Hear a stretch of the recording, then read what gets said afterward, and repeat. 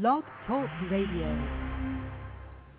Hello, everyone. Good morning. This is Laurie Smith on Blog Talk Radio. It is 6 o'clock here in the morning, Calgary, Alberta, on Tuesday, June the 8th.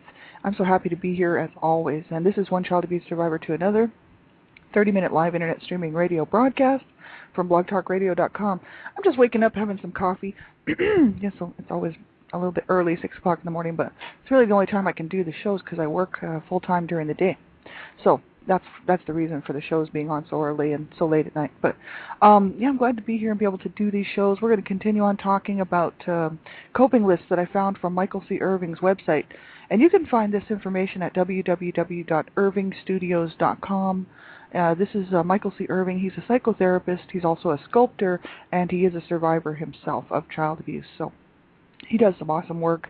I hope you will check out the website. It's the Child Abuse Monument that he created in Toronto, Ontario, Canada, years ago now, but it's so awesome. I hope everyone will check it out. It is really a true monument to child abuse survivors and victims, right? Those who did not survive. It's just such an awesome thing to see, and I wish more places would do more to celebrate survivors surviving the abuse and being able to walk free from it.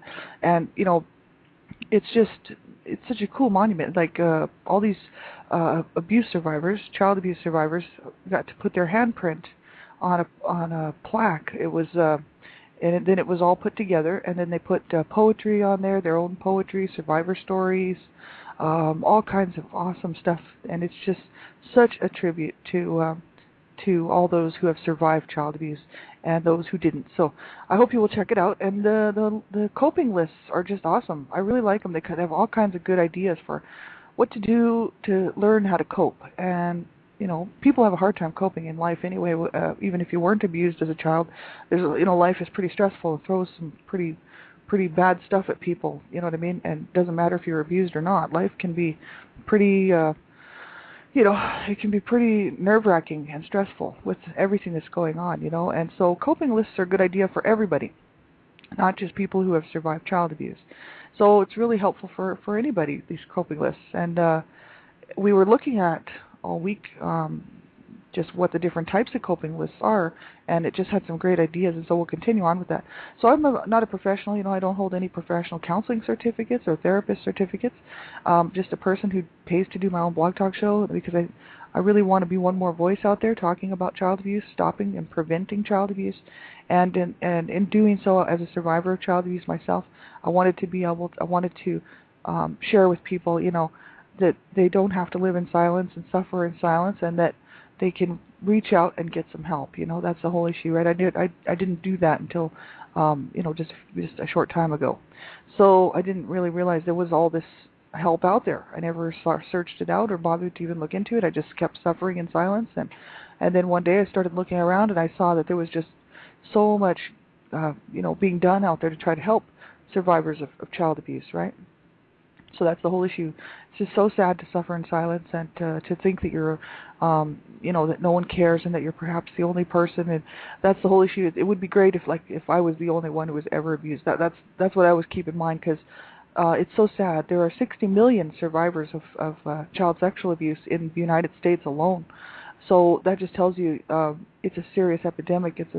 It's a horrible thing, and there's so many survivors of abuse, of whether it's child abuse, domestic violence, and domestic assault, sexual assault. It's horrible. It affects everyone. So you will eventually, if you don't know that you know someone who's been abused, you probably do. You just don't know because they haven't told you.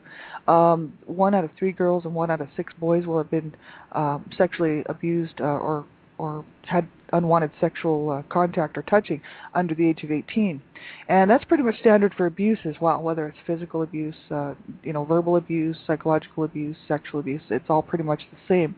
That's the rates. 1 in 3 girls, or 1 in 4 girls, and 1 in 6 or 7 boys. That's the stats across the board. So that's a fact. That's on what's been reported. So that's the whole issue. There's a lot of survivors out there, and I just wanted to be one more voice out there and try to share some resources and information that I find very helpful for me as a survivor, right? So that's the thing. I'm not a professional, and so, listen at your own discretion. And if you're a young person under the age of 18, I highly ask that you have someone, and I always ask that you have someone okay it, that you listen to the show, especially if you're really young, because the material is quite adult oriented. So that's the whole issue. And I believe children should, I fight for child rights. I'm fighting to protect children and stand up to protect children. And so if you're a young person, you want to have permission to listen to the show and have someone check it out, someone you trust and who can, listen to the show and then sort of let you know whether they think you should be listening to it or not. And then they can help you if you have questions and whatnot too, as well. Some of the material might be, a lot of people aren't talking about abuse, not very many people are willing to talk about it, and not very many people, and then it doesn't hit the mainstream even if they are. So that's the whole issue, right? So we don't hear a lot about abuse. The only thing we do is see reports in the paper of children dying at the hands of their caregivers and parents. Or they're in the hospital due to abuse-related injuries. That's about the only thing that the media will print, and that people are actually, and half the time people don't even want to see that. They don't. Abuse is just so under, it's just so pushed under the carpet all the time, and that's why it continues on. And I think everybody needs to get involved. If we could have like a 10-year program where every single media, whether it's television, radio, newspapers, magazines, would just start covering abuse, child abuse, and the issues surrounding it, and domestic violence. We might see some real work being done and some funding, because that's the whole issue. The public directs where the funding actually will go, and people don't often know that. But if you study the whole thing, which I do, people direct where the funding goes in their communities. So that's the whole issue. If more people would get involved, there'd be more funding put on for programs that are actually working to help stop child abuse, right? Make a difference in these children's lives. So we all need to get involved. So that's why I'm doing this show. So we'll continue on here. This is so important.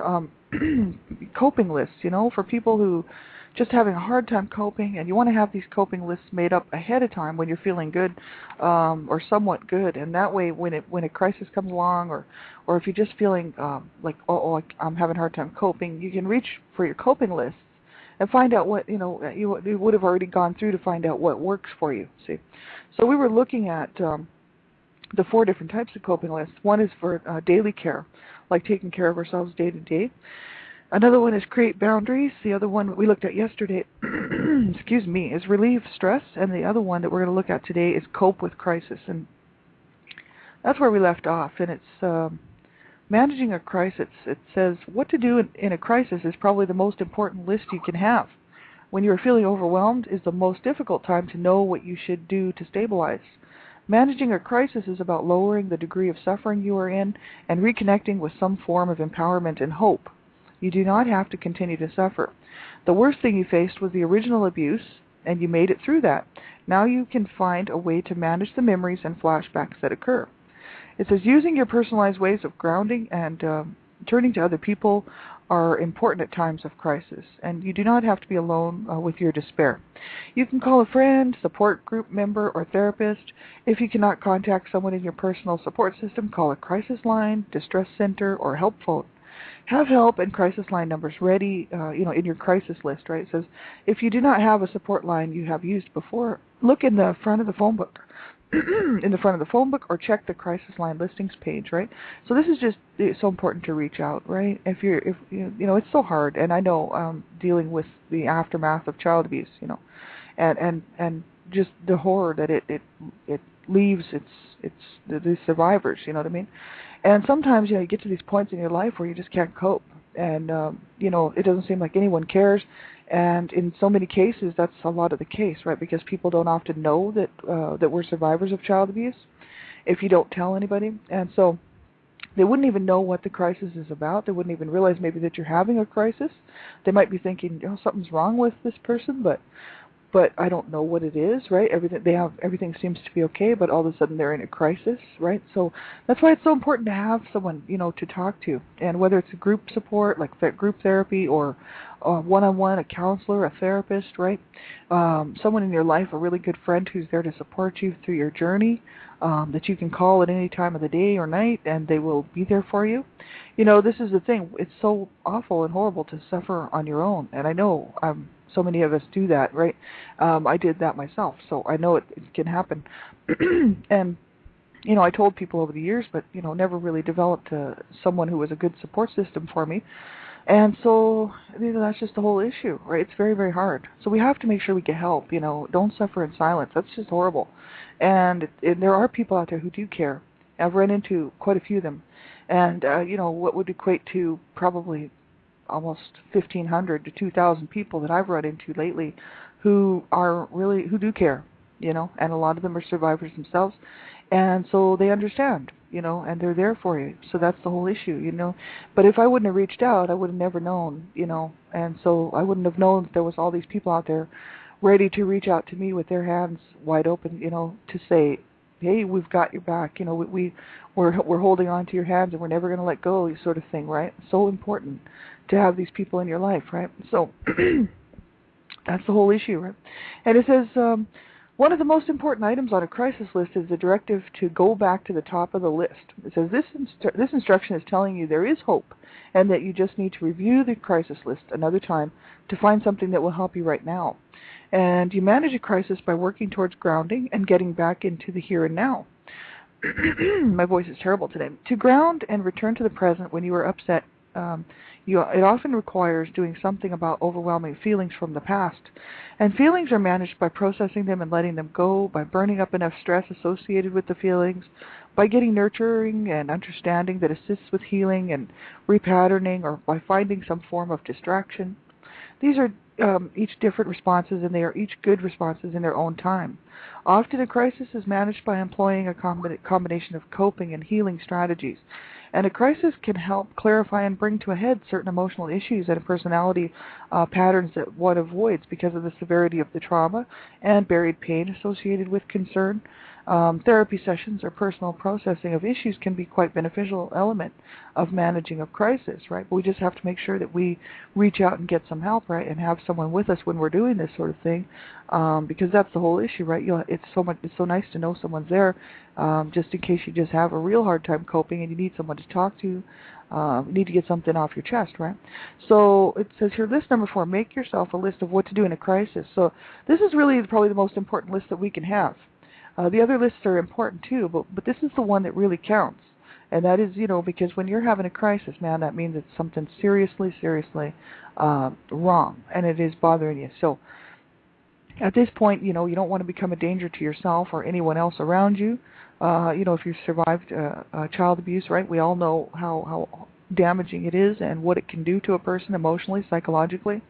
And so you don't want to hurt yourself or hurt someone else. So the whole issue is you want to have these lists made up ahead of time so that it can help you to cope. And if you run into a crisis situation that you just can't cope, right, then you need to be able to grab this list and have the most important information on this list, right? So they list off some stuff here, and I'll just read what they've listed here. And it says phone my therapist, that's number 1. Phone a friend, number 2. See my support person or sponsor, number 3. Then they suggest breathe deeply, count to 100. Remind yourself of your location, the time, the date. Put a clock or calendar near you to help with being oriented, right? Because this is the whole idea, is to become grounded, to get your focus back, right? So that you're not panicking, right? It says look around the room. I've heard stuff where people would say look around the room and count all the blue objects in the room, or look around the room and count all the green objects in the room, right? Just it sort of helps you to focus, right? It says find a comfortable or safe location. Go for a fast walk. Punch a pillow. Remind myself of my accomplishments. Look at a photo album of good times, and make a therapy appointment. Take a day off. Go to work. Find comfort, healing, or understanding on the Survivor Monument website. Read a self-help book. Read a good novel. Read fiction. Watch TV. Rent a movie. These are just ideas, right? Organize or clean the house. Eat comfort food.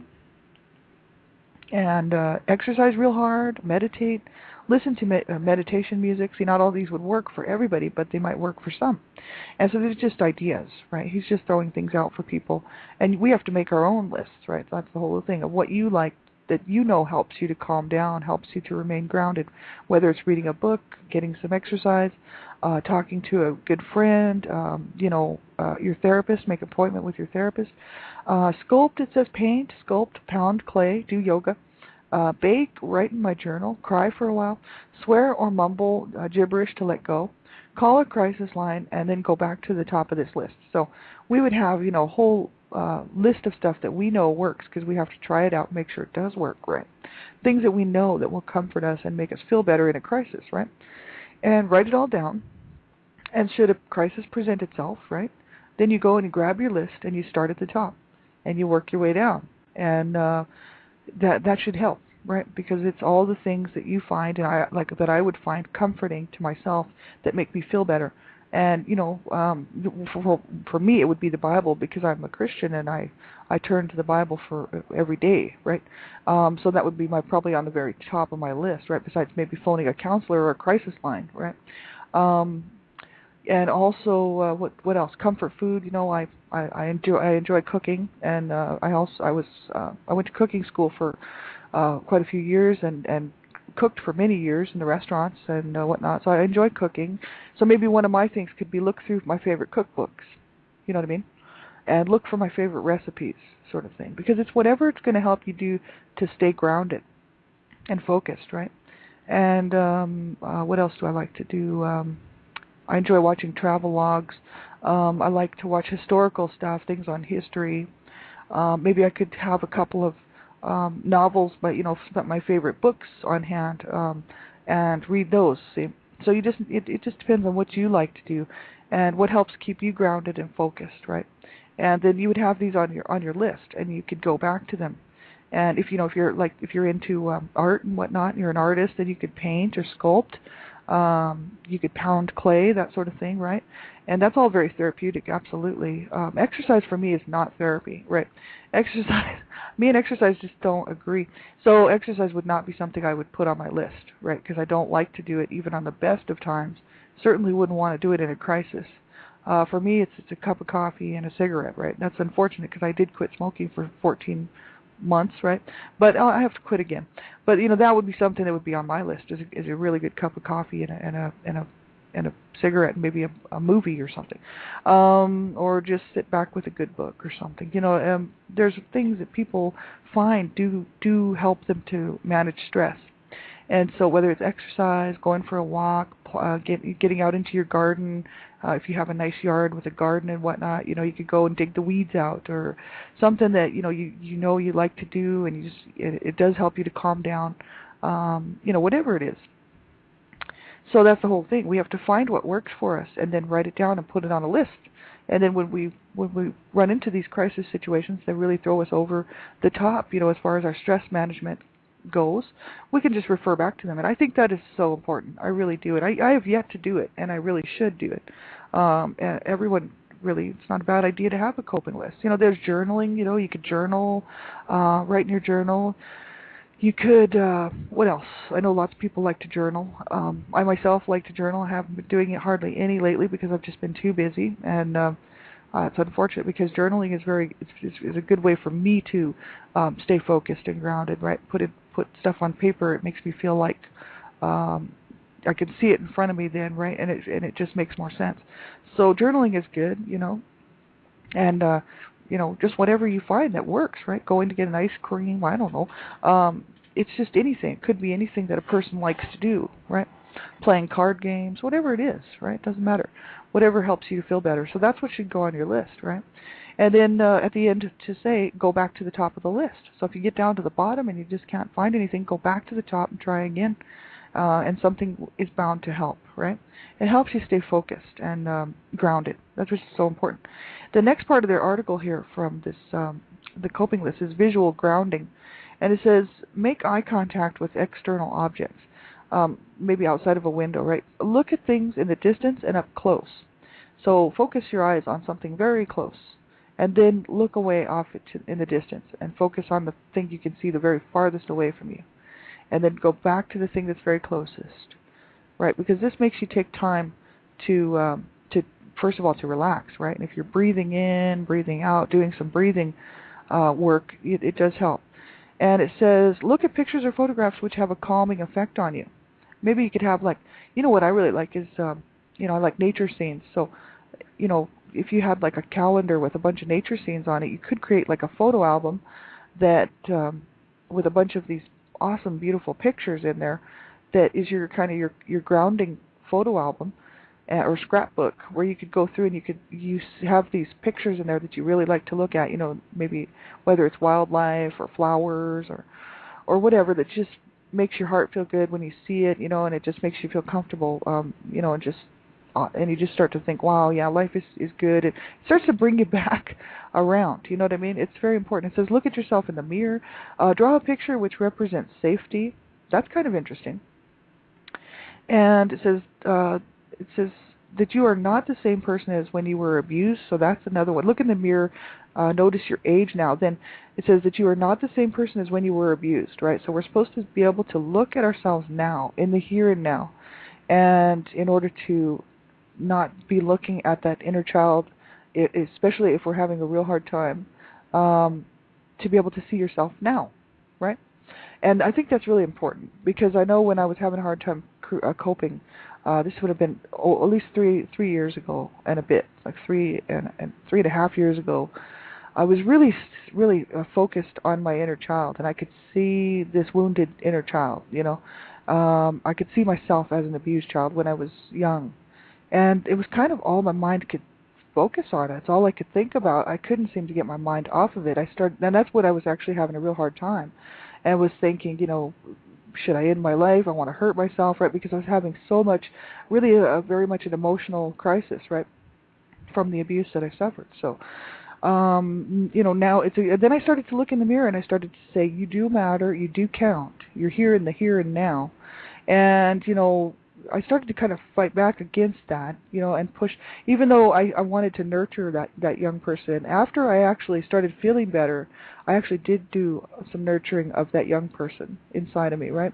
And so it's very important to do that as well. You don't want to ignore that young person inside of you. But I think if it's almost taking over your psyche and your mental state, sometimes you do have to just sort of step away for a bit, to look at something else and to see yourself as a survivor, and then go back as the nurturer and help nurture yourself, or find someone who can. That's the whole issue, right? It's so important.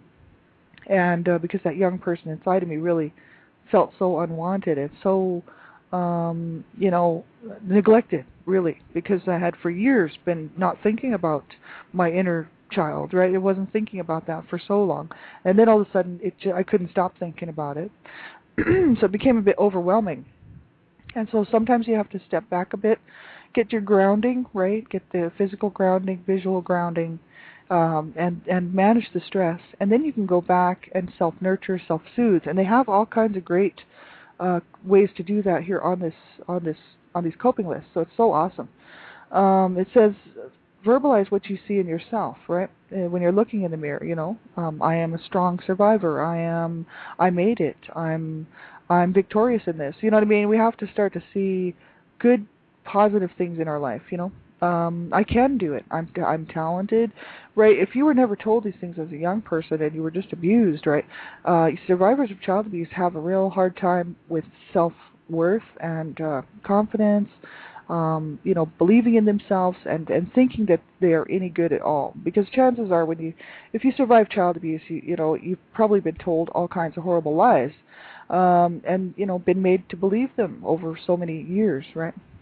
And then quite often as adults, we tend to still believe that garbage, right? So that's the whole issue, right? We have to see ourselves as who we are now, not through the eyes of the abuser, but through our own eyes and through other eyes that other people would say, no, you're just awesome, and I love what you're doing, and I think you're very talented and very, able to do this, able to manage life, and you're having a great, you are a good person. And when somebody tells you that, after so many years of abuse, sometimes it's hard to believe that.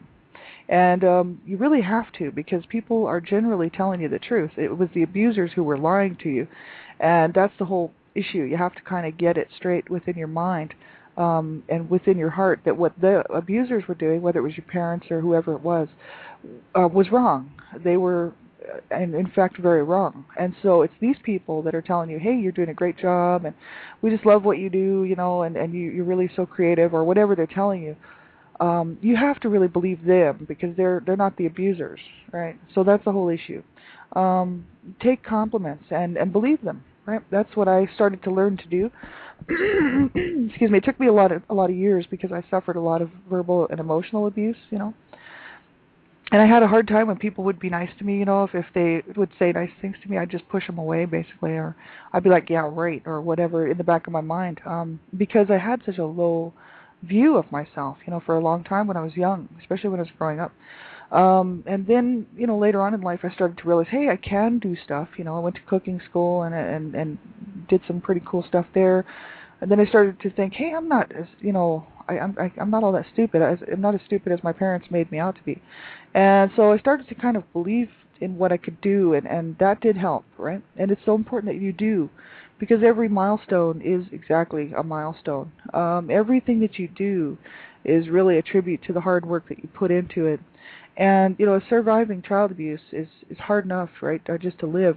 But when you actually start to make some headway, and whether it's through art, you allow yourself to show your creativity, journaling, art, or you're just really good at your job or whatever, you start to develop these feelings of, hey, I do count, I do matter, I am talented, I have this skills that everybody else has. There's no reason why I can't do this, and we need to start to rely on ourselves, right?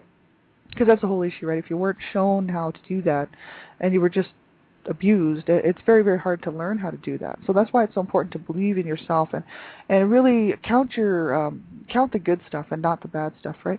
So just take a look around what's going on in your life that's good and then build on it, right? Because otherwise you can just focus on the negative way too much, and then it's hard to get over crisis situations or stressful situations when you're just focusing on the bad stuff all the time, right? You need to kind of balance it out and see what's also good. I do a lot of that myself, actually. I have for years. Have a piece of paper, split it down the middle, put a line down the middle, and put on one side good and the other side bad. And I do that when I'm looking for jobs. I do that with pretty much if I'm thinking about moving someplace, any big life change. If I think that I need help in deciding what I want to do, I'll put everything about it that's good and everything about it that's bad, right? So that I can see the good stuff and the bad stuff, right? It really helps you to see the whole picture. And so we can do that with ourselves too. There's things I need to work on as well. But I don't just focus on those, the negative stuff. I tend to balance it out with focusing on some of the good stuff too. And that's very important. And as much as there's things that I need to work on in my life and whatnot, there's also some good accomplishments that I've been able to do, which helps me to feel better about things and to feel better about myself. And then when somebody comes along and says something hurtful to me, I can blow it off because I'm like, you don't even know what you're talking about, because I know that I've done this and I've done this and I feel pretty good about it. So see, it really helps to gain that feeling, sort of a sense of worth, that you are worth it, and to build the confidence and build the self-esteem, right? It's so important. And even people who were not abused suffer from low self-esteem. It's not necessarily something that only survivors of abuse actually feel. And for many reasons, people feel like that, you know what I mean? And so it's very important to encourage yourself, you know what I mean, to believe in yourself. Right, you have to, and it doesn't matter whether anybody else does. That's what I started to figure out. I didn't care it didn't matter to me who believed in me or what I could do, because what really mattered to me was what I believe I can do and what I believe who I am to myself and to the world. So that's when everything started to change. So that's the whole issue. We got about a minute left. Excuse me. Tomorrow we'll look at grounding physical. We'll look at grounding through breathing, and you can go check this out at www.irvingstudios.com. /child_abuse_survivor_monument, and then if you go to irvingstudios.com or Child Abuse Monument, you can just look for coping lists, adult survivor coping lists, and there's like creating a safe environment in the here and now, self-nurturing, soothing, self-soothing, right? There's all kinds of great information on these coping lists. I just love it. So I hope that you will check it out. Everybody have a great day, and we'll see you. I'll be back on tonight with Dreamcatchers Talk Radio at 10 o'clock p.m. Eastern Standard Time with Donna Shear, and that's at www.blogtalkradio.com/Dreamcatchers. I'll be back on as well tomorrow morning with One Child Abuse Survivor to Another, 6 o'clock a.m. in the morning. And make sure you do reach out. If you need to get a hold of me, please do. Blog Talk Radio or Facebook. I'm usually around at some point during the day, leave me a message, or if you need to chat or just need some information, you can get a hold of me. And otherwise, have a great day, everybody. Take care of yourselves. Keep on reaching out for that hope. Keep that hope alive. That's what I like to say. And also, that we do count, we do matter, right? And that's the important thing. You have to believe that you do count and you do matter, because you do, right? So if no one's told you that, you need to start telling yourself. And so have a great day, everybody, and we'll talk to you soon. Take care. Bye-bye.